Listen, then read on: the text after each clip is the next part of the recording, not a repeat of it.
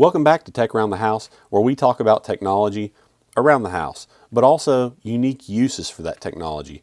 Today, we're going to take a look at the Amazon Fire TV Cube.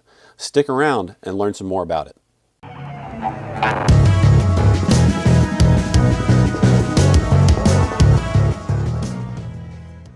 So here it is, new, fresh in the box. I've not even taken it out of the box yet. We'll just take a look here at the packaging. Pretty typical Amazon Fire TV packaging. Looks all the kind of design work and colors and everything are very similar to other packaging that they've used in the past.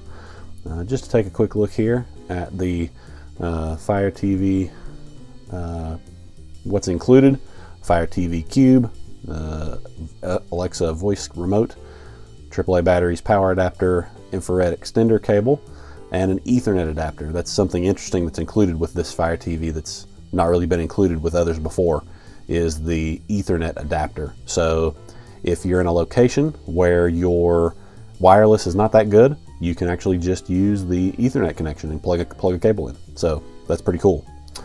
Moving on to the other side here, just to point out some of the main features. Obviously it includes Alexa.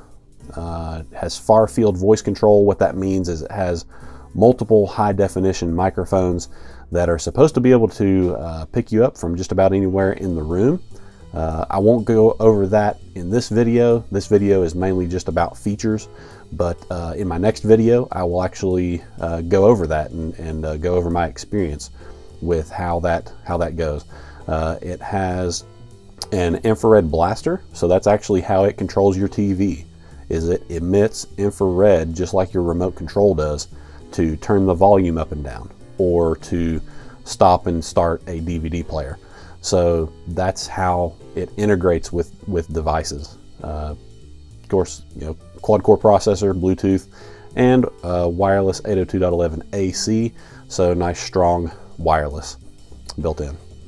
So that's pretty much it for the box and how it looks. Let's go ahead and move on.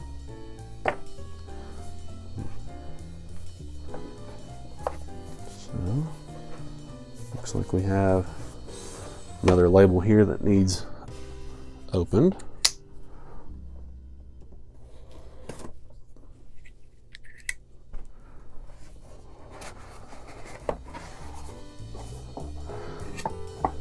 And so there is the Cube.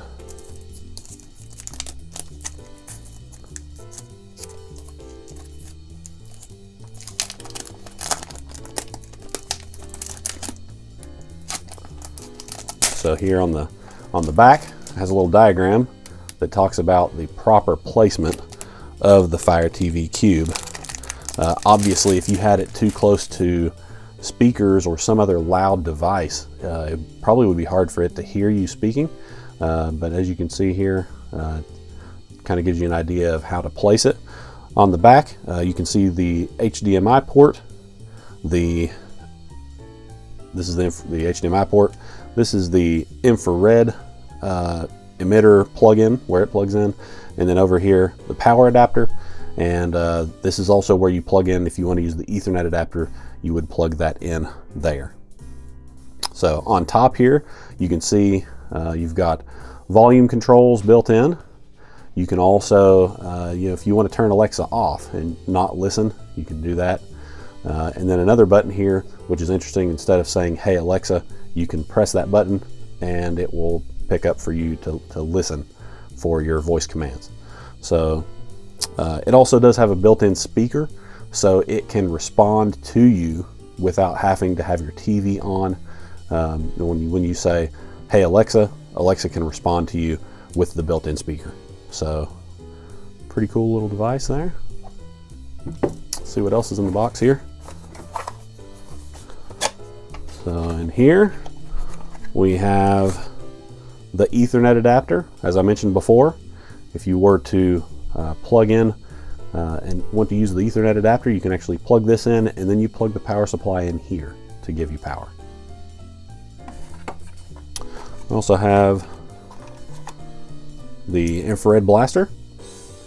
So This little guy is what you can use to situate to where when you say voice commands, it will send an infrared signal to turn your TV on or play other devices.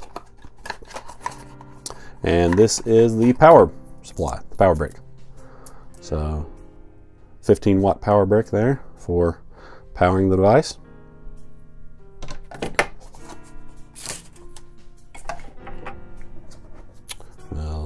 Getting started guide here.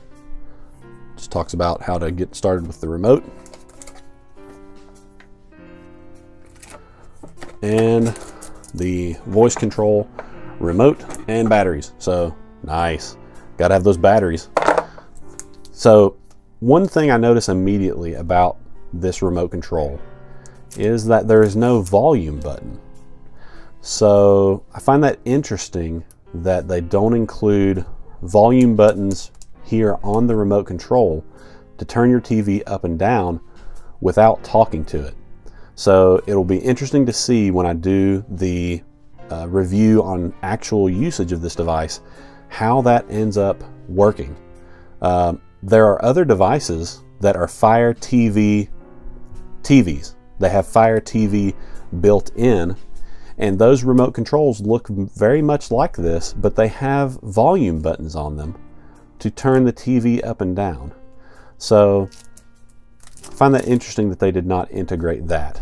So I'll be sure and go over that real well in my next video where I just talk about my actual experience with the Fire TV and utilizing it.